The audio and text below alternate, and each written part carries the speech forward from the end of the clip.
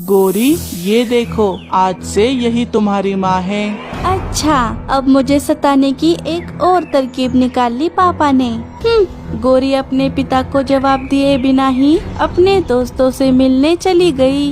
अरे गोरी, रुको, लगता है इस लड़की को फिर से गुस्सा आ गया। अरे, ये गोरी कहाँ चली गई? वो ऐसी ही है, उसका गुस्सा हमेशा सातवें आसमान पर रहता है। कोई बात नहीं, मैं अपने प्यार से उसे बदलने की कोशिश करूँगी। ठीक है। सुबह हो गई। कोमल, चलो मैं चलता हूँ, मुझे देरी हो रही है। सुनिए, गोरी को खाने में क्या पसंद है? आज मैं सारा खाना उसी के पसंद का बनाती हूँ। उसे कटहल की सब्जी बहुत पसंद है, तुम वही बना दो। मैं चलता हूँ, मुझे देरी हो रही है। गोरी के पिता काम पर चले जाते हैं। वो राजा जी के महल में मंत्री थे, इसीलिए गोरी को पैसों की कोई भी कमी नहीं थी। लेकिन उसकी माँ उसके बचपन में ही गुजर गई थी, इसीलिए गोरी को ना ही माँ का प्यार मिला, ना ही डांट। इसी वजह से गोरी धीरे धीरे घमंडी और पत्थर दिल बनती गई।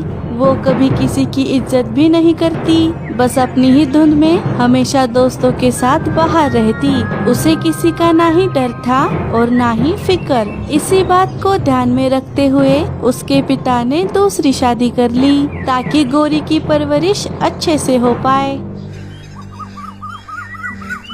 चलो, मैंने सारा खाना तो बना दिया है, लेकिन पता नहीं गोरी कब आएगी। उसे खाना अच्छा तो लगेगा ना? मैंने तो उसके लिए पहली बार ही खाना बनाया है, पता नहीं वो क्या कहेगी।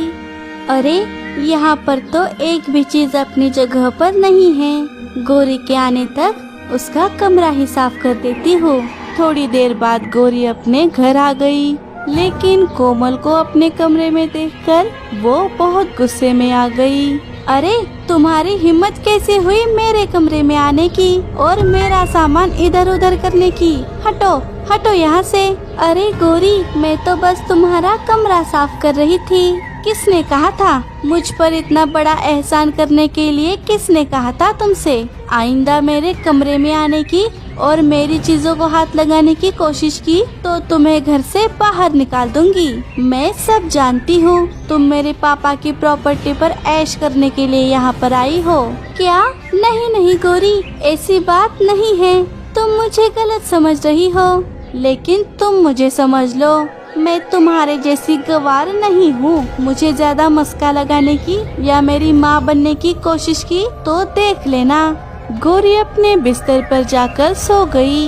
अरे गोरी, खाना तो खा लो। लेकिन गोरी कहाँ सुनने वाली थी, वो आराम से सो गई। कोमल उसके पास जाती है और उसे कंबल ओढ़ाकर वहाँ से चली जाती है। थोड़ी देर बाद गोरी के पिता घर आ गए। अरे, आप आ गए? हाथ धो लीजिए, मैं आपको खाना परोस देती हूँ। क्या गोरी ने खाना खा लिया? नहीं, वो सो गई है। शायद उसने बाहर से ही खाना खा लिया था। बहुत थक गई थी, इसीलिए आते ही सो गई। क्या, ये क्या बात हुई? तुमने उसके लिए उसकी पसंद का खाना बनाया और वो बिना खाए ही सो गई। उसका ये बर्ताव दिन ब दिन बढ़ता ही जा रहा है। कोई बात नहीं, जाने दीजिए, अभी वो ना समझ है। इन सब बातों की उसे समझ नहीं। आप खाना खा लीजिए। कोमल ने मंगू को कुछ नहीं बताया और खाना खाकर दोनों सो गए। अगली सुबह गोरी बहुत देर से उठी और तैयार होकर बाहर जाने लगी। अरे गोरी, कहाँ जा रही हो? इधर आओ, पहले नाश्ता कर लो। तुम होती कौन हो ये पूछने वाली कि मैं कहाँ जा रही हूँ? अरे गोरी, ये भी कोई तरीका है अपनी माँ से बात करने का? कोमल तुम्हारी भलाई के लिए ही तो कह रही है। एक तो तुम्हारी वजह से कल कितना सारा खाना बर्बाद हो गया, तुम जानती भी हो। पापा, पहली बात तो ये है कि ये मेरी माँ नहीं है और ना ही कभी बन सकती है।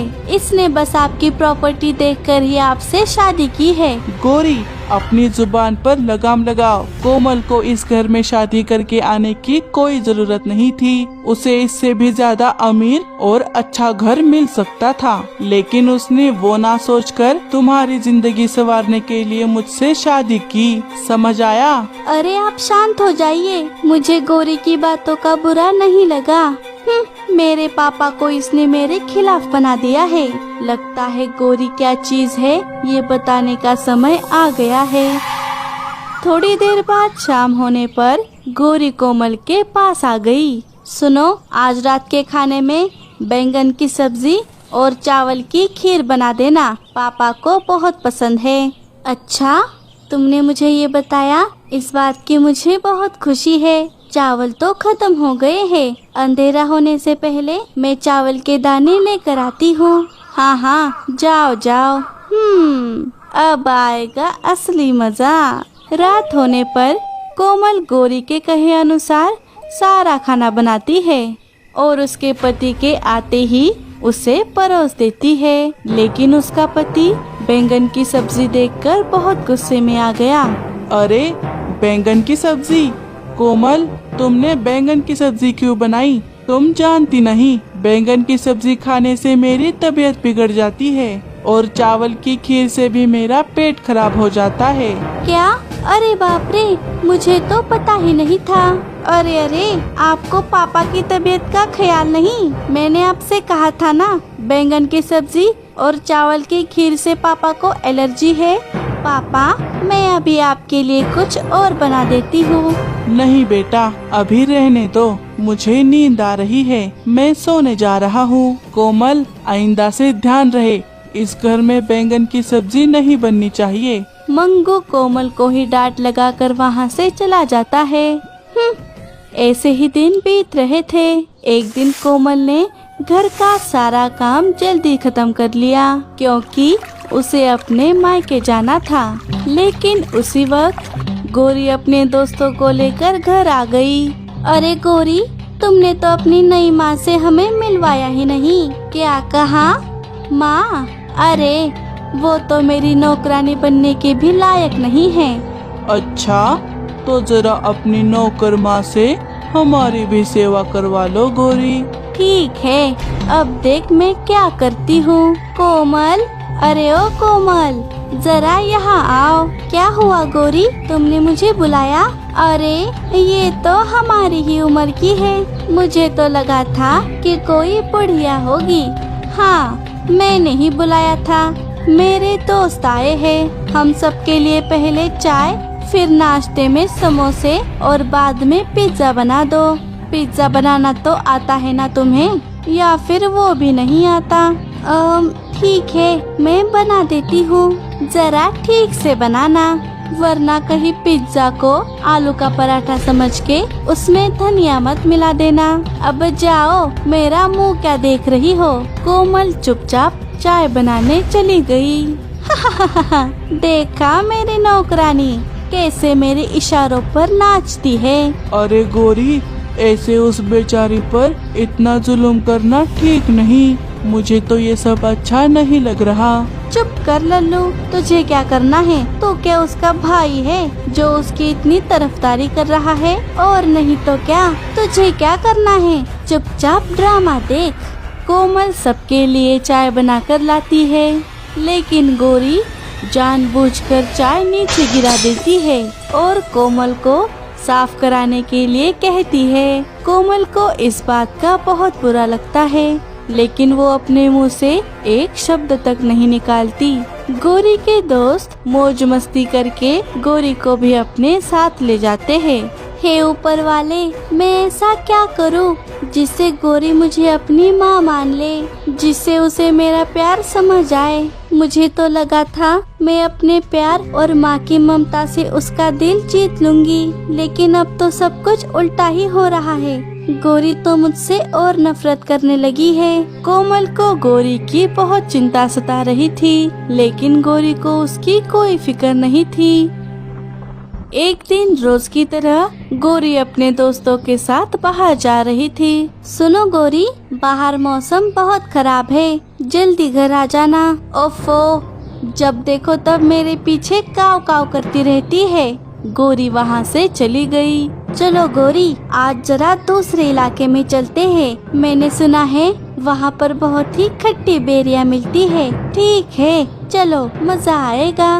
दोनों उड़ते उड़ते थोड़ी दूर आ जाती है।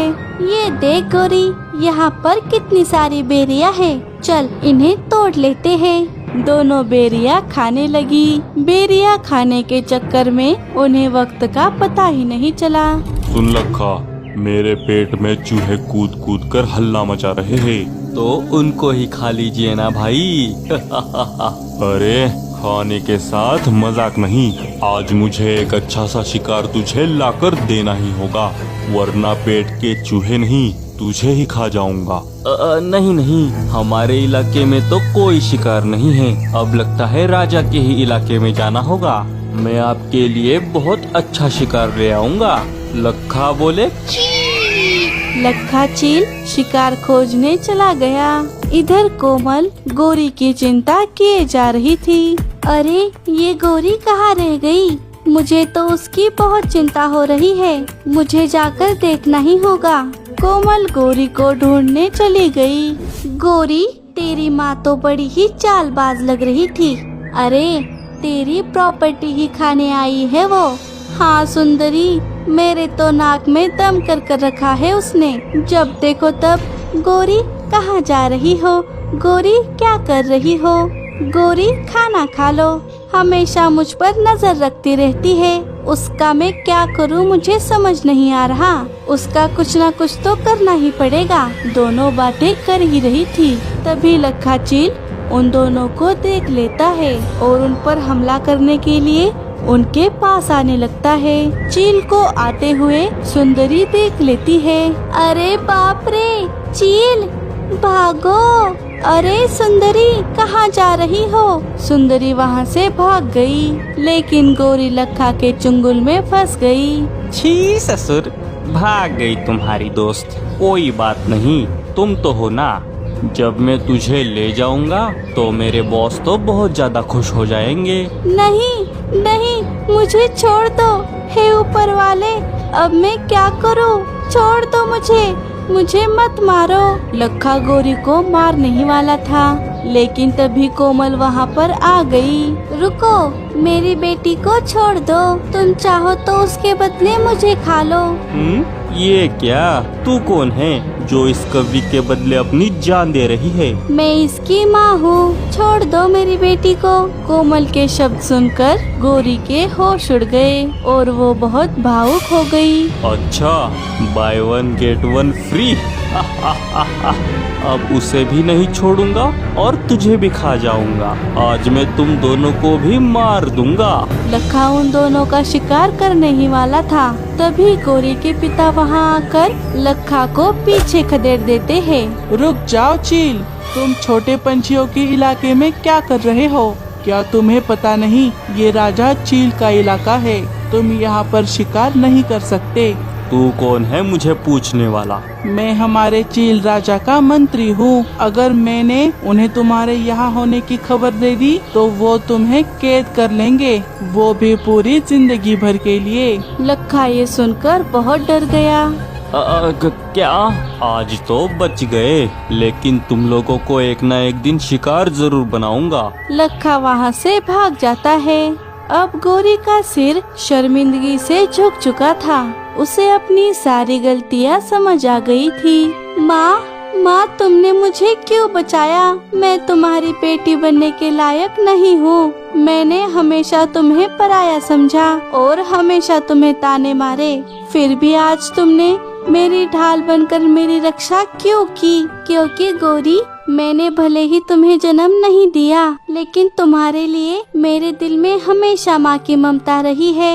गोरी, आज तुमने मुझे माँ कहकर मुझे बहुत बड़ी खुशी दी है। मेरी सारी परेशानी खत्म कर दी है। गोरी, तुम्हें अपनी गलती समझ आ गई। इस बात की खुशी मुझसे और ज्यादा किसी को हो ही नहीं सकती। चलो अब हमें घर जाना चाहिए। सभी अपने घर आ गए। अब गोरी कोमल के साथ बिल्कुल एक सहेली की तरह हंसी खुशी से रहने लगी।